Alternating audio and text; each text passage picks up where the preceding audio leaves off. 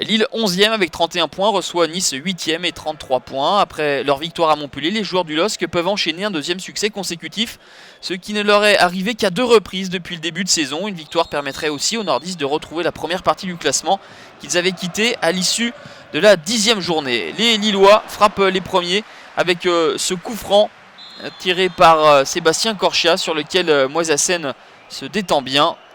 Nice n'a plus perdu à Lille depuis 7 matchs.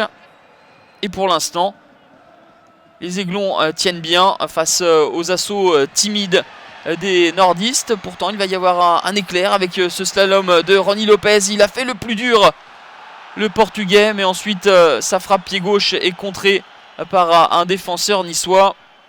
C'est l'un des rares éclairs que l'on a vu dans cette première période. Peut-être la main de Romain Genevoix. Monsieur Varela ne bronche pas. La lutte au milieu de terrain fait rage et le fait de jeu. 42e minute. Carton rouge pour Djibril Sidibé. La faute sur Valentin Esric n'est pas sifflée dans un premier temps.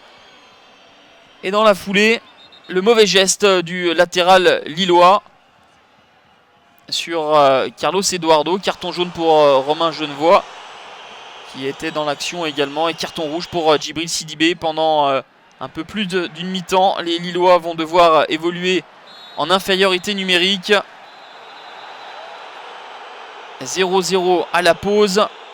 Les sifflets de Pierre Mauroy à destination de l'arbitre, l'incompréhension de René Girard.